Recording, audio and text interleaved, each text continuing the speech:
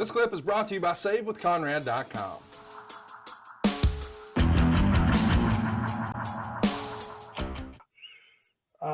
You get embarrassed very easily. Let's just say my mother had an alcohol problem for as long as I can remember, and she ran through 3 or 4 husbands. And every time she would come and try to take me out of the house, that would last about half a night. And I would get on the phone, call my granny. My granddad would come pick me up. As I got about, and I was a chubby kid growing up too, and things were just, and I know I'm kind of stuttering through this, but it was a tough time. When you're a fat kid and you're very poor. Our home had no air conditioning, and that's a big deal when you live in the South, hot as it is. Yeah, it is. You know, you would know about that. But, you know, wooden floors. My grandmother smoked. Her only vice was she smoked those Camels, and one after another in a house that is shut up basically with no air conditioning and just operating off of fans. Not a big fan of cigarette smoke.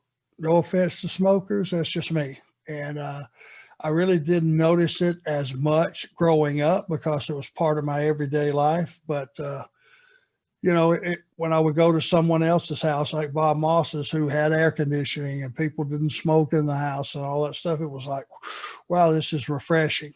God almighty. Not that that was a big deal, because the love that my grandmother and grandfather bestowed on me was worth anything incidental like no air conditioning. But anyway, my mom decided she would marry one of her husbands, and I was about 15 years old. And she comes in the house one night, and or just about dusk, and she's bleeding like a stuck pig. Oh, yeah. Her husband decided he was going to drink a fifth of Old Crow and hit her in the head with a sword, split her wide open. So I looked at this, looked at her. She's apologizing for him, which is how old are you here? 15. Okay. So I get on my bicycle. I didn't have transportation, and I rode my bicycle down there. But before I left, she looked at me, and in so many cases of abuse, she said, you know, don't go down there. Don't go down there. And I said, no, I'm going. And she said he was a carpet layer by occupation. She said, don't go, Marty. He'll cut you. Mm. Now, being told as a 15-year-old who's going down to fight a grown man that he'll cut you, it's pretty disturbing. And it makes you think for a second.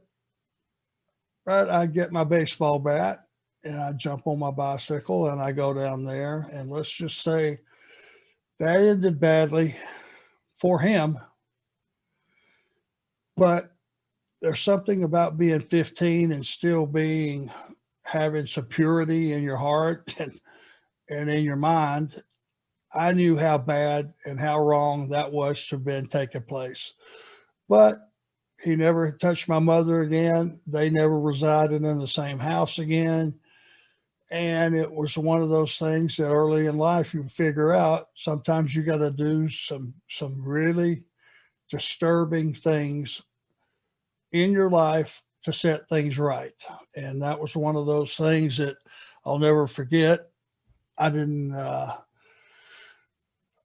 feel better about myself ever having done it, but it's one of those things you do. You defend your mom. So let's just say, once again, thank God I had 2 loving parents to go home to.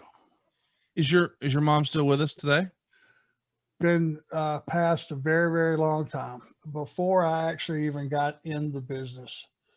Oh, wow. Yeah. So I just wanted to throw that out there for the people that do live in abusive situations. And there are extremes, different extremes. It can be verbal. It can be a lot of different things. It can, you can be shaming people for their body structure. And, again, at 15 years old, I was still a pretty chubby kid. I'd started sports, but it was baseball and some of those things and football and growing up, but I still was a kid walking into a man's house Yeah. with the potential of him having a carpet knife in his hand. So there's ways out, folks. Do what you got to do, but sometimes as a man in this world, you gotta stand up and take care of stuff.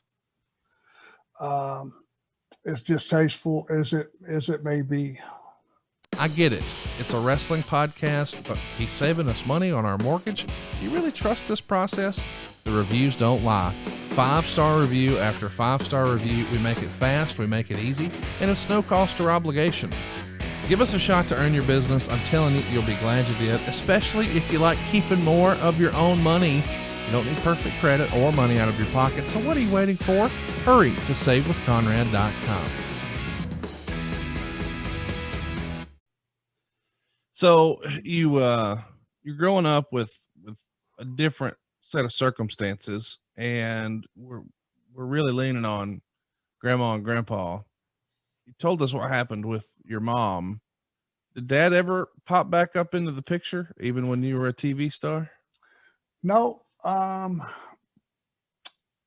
talked to him one time on the phone, and it was to request a small amount of money.